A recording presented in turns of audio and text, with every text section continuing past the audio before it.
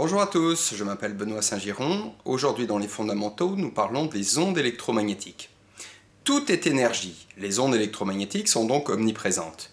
Mais il y a une différence fondamentale entre les ondes naturelles, pulsations de la nature pour maintenir la vie, et les ondes artificielles, émises massivement par l'homme depuis les années 50 et qui sont aujourd'hui 20 milliards de fois plus puissantes que celles de la nature. Il n'y a aucune preuve de la nocivité des ondes, me déclarait ici même une directrice de l'OMS, l'Organisation mondiale de la santé. Alors les 2/3 du budget de l'OMS provenant désormais de l'industrie, il est évidemment difficile pour quelqu'un de comprendre quelque chose lorsque son salaire dépend de ce qu'il ne le comprenne pas. Alors, après avoir compilé plusieurs rapports sur les effets biologiques des ondes, après avoir classé les ondes probablement cancérigènes en 2011, et après même avoir été dirigé par une femme électro-hypersensible, eh bien l'OMS n'apparaît malheureusement plus du tout crédible pour traiter sérieusement du sujet.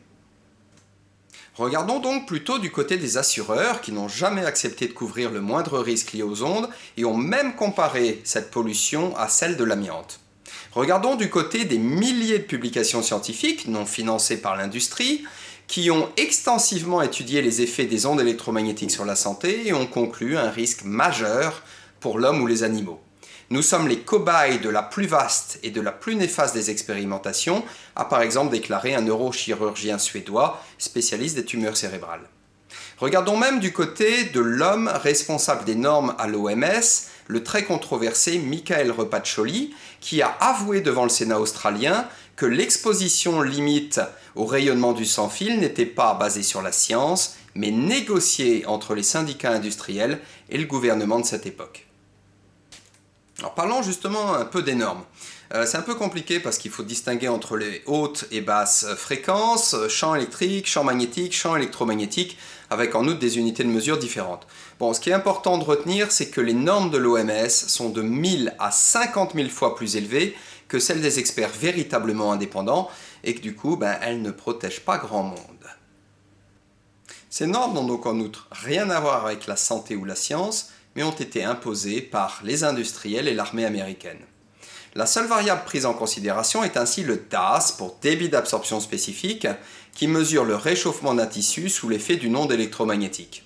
Alors non seulement les mesures sont faites sur des mannequins en plastique, donc assez loin des subtilités de la vie, mais en outre elles laissent opportunément de côté les effets biologiques liés aux extrêmement basses fréquences, pourtant émises par les téléphones et qui n'entraînent pas de réchauffement et sont très difficiles à bloquer. On comprend donc que les industriels n'aient pas du tout intérêt à en parler et on constate qu'ils ont pour l'instant réussi à ce que les pouvoirs publics n'en parlent pas trop non plus. Résultat, notre exposition aux champs électromagnétiques a augmenté de plus d'1 milliard de fois depuis les années 50. Avec quelles conséquences ? Pour le professeur Bellepomme, une personne sur deux sera électro-hypersensible d'ici à 50 ans. Les experts parlent en effet d'effet de seuil. Tout semble aller pour le mieux jusqu'au moment où une dose supplémentaire fait basculer du côté obscur. Alors ça peut être l'installation du compteur Linky, sans doute la plus belle saloperie de ces dernières années, ou alors une nouvelle antenne relais, une nouvelle norme de téléphonie comme le passage de la 3G à la 4G. Bon, globalement, les raisons de se sentir mal ne manquent pas, et les enfants qui en les ont plus fins sont malheureusement toujours les premières victimes. Bon, c'est bien gentil de faire peur, mais que peut-on faire ? Alors nous verrons les précautions à prendre dans une autre vidéo, mais disons d'ores et déjà qu'il est possible de limiter une bonne partie de son exposition aux ondes en sélectionnant bien ses appareils, en débranchant lorsqu'on n'utilise pas et en évitant quelques saloperies comme par exemple le Linky, le four à micro-ondes ou la plaque à induction. Bon, il faudra aussi un peu se calmer avec le téléphone portable en rappelant par exemple que la norme de sécurité est de 6 minutes de communication suivie de 2 heures de latence. Alors ça c'est un peu contradictoire avec les forfaits illimités de tous les opérateurs de téléphonie. En outre, si vous téléphonez avec des lunettes ou des boucles d'oreilles, du métal donc, vous augmentez encore la dose. Si vous téléphonez en marchant, en déplacement dans les transports, vous augmentez encore la dose. Et les oreillettes, me direz-vous ? Eh bien les oreillettes, malheureusement, ne bloquent pas les effets biologiques liés aux extrêmement basses fréquences et elles procurent donc un faux sentiment de sécurité. Côté sécurité, justement, les femmes enceintes, les personnes âgées ou les enfants devraient faire l'objet d'une attention particulière.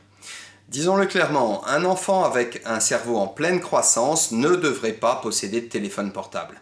L'impact des écrans sur les résultats scolaires, la mémoire, la concentration ou encore la qualité du sommeil devrait être un argument suffisant pour aider les parents à dire non.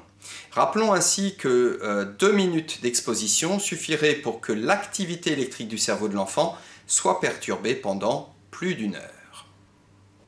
Alors, s'il est possible de mieux gérer sa proximité individuelle avec les appareils émetteurs, ce n'est malheureusement pas le cas avec toutes les ondes extérieures, le Wi-Fi des voisins, les antennes relais, les lignes haute tension, les transports en commun, TGV ou avions sont de vraies cages de Faraday, ou encore les bureaux surchargés d'ondes. Alors pour toute cette pollution extérieure est difficilement contrôlable, la seule solution efficace est de s'équiper d'un dispositif biologique ayant fait ses preuves via des tests scientifiques rigoureux. Il convient toutefois de préciser que chaque personne est unique en matière de sensibilité aux ondes. Alors la biologie sera toujours perturbée par les ondes artificielles pulsées, mais heureusement, les symptômes pour la majorité d'entre nous restent bénins. Un début de sensation aux ondes, réchauffement lorsqu'on est au téléphone, picotement dans les mains, irritabilité, stress latent ou perte de sommeil, devrait toutefois nous inciter à mieux contrôler les ondes en amont et à s'équiper d'une protection biologique adéquate. Les enfants devraient également bénéficier du principe de précaution. Côté ondes, mieux vaut toujours prévenir que guérir, parce que lorsqu'on est devenu électro-hypersensible, il sera très compliqué de vivre dans une société saturée d'ondes. Voilà, c'est tout pour aujourd'hui. Merci de m'avoir écouté, merci de diffuser l'information et à bientôt pour de nouvelles aventures fondamentales.